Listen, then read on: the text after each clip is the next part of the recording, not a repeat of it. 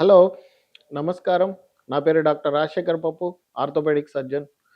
ఈరోజు మనం green stick fracture అంటే ఏంటో తెలుసుకుందాం.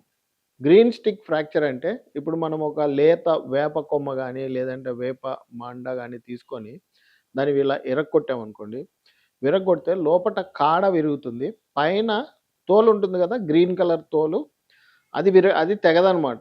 సో, అది మెత్తగా ఉంటుంది. అది తెగదు. సో, లోపటున్న కాడ ఇరుగుతుంది. అలాగే చిన్న పిల్లల్లో మనకి ఫ్రాక్చర్‌లయినప్పుడు ఏమైతదంటే, ఎముక పైన ఒక పొరలాగా ఉంటుందనమాట.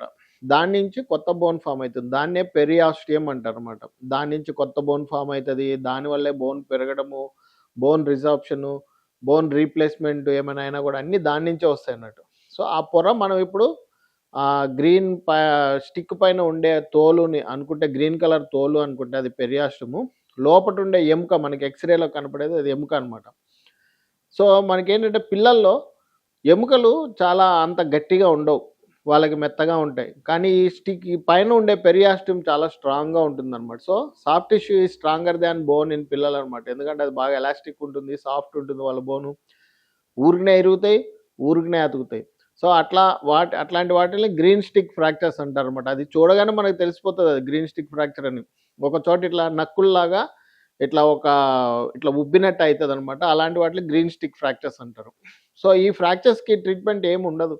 జస్ట్ రెస్టు, పీఓపీ బాగా పెయిన్ ఉంటే పీఓపీ ఏస్తే ఓ 10, 15 రోజుల్లో అతికిపోతాయన్నమాట. వీటికి ఆపరేషనే అవసరం ఉండదు. కొంతమంది తల్లిదండ్రులు టెన్షన్ పడిపోతుంటారు. దీనికి టెన్షన్ పడాల్సిన అవసరమే ఉండదసలు. చక్కగా అతికిపోతది. దీన్నే గ్రీన్ స్టిక్ ఫ్రాక్చర్ అంటారనమాట. సో, వీటికి పిల్లల్లో అయితే చాలా ఫ్రీక్వెంట్‌గా అయితాయి. వాళ్ళకి అవ్వకుండా ఉండాలి అంటే వైటమిన్ డి3 ఎప్పుడు ఇస్తూ ఉండాలా. కాల్షియం టాబ్లెట్ రెగ్యులర్ ఇస్తూ ఉంటే వాళ్ళకి కొంచెం బోన్ స్ట్రాంగ్ అయ్యి గ్రోత్ అవుతుంది. ఆ తర్వాత ఏమైతుందంటే విత్ ఏజ్ బోన్ స్ట్రాంగ్ అయిపోయి పెరియాస్టమ్ చాలా పల్చటి పొరలాగా ఉంటుందనమాట. సో, అప్పుడు మనకి బోన్ హీలింగ్ ప్రాబ్లమ్స్ వస్తాయి. పెద్దవాళ్ళలో బోన్ హీలింగ్ ప్రాబ్లమ్స్ ఉంటాయి. చిన్న వాళ్ళలో అంత బోన్ హీలింగ్ ప్రాబ్లమ్స్ ఉండవు. Unless there is some disease underlying cause. Rickets గానీ, లేదంటే స్కర్వీ గానీ, ఫ్లూరోసిస్ గానీ ఇలాంటియేమైనా ఉంటేనే ప్రాబ్లమ్స్ ఉంటది పిల్లల్లో. లేకపోతే పిల్లల్లో అది వంకరైనా అతుకుతది గానీ, అతకడం మాత్రం గ్యారంటీ. కాబట్టి ఏం టెన్షన్ పడాల్సిన అవసరం లేదు. స్టిక్ ఫ్రాక్చర్ వచ్చినప్పుడు మీరు దానికి ఇబ్బంది లేకుండా డాక్టర్ దగ్గరికెళ్ళి కట్టించుకోండి. చాలామంది తెలియకపోయి మాలిష్ చేయించుకుంటారు ఆ జరగాల దగ్గర. ఆ జరగాల దగ్గరికి పోవాల్సిన అవసరమే లేదు. మీరు పోకపోయినా గూడా పిల్లోడు బానే ఉంటాడు ఇట్లాంటి వాటిల్లో.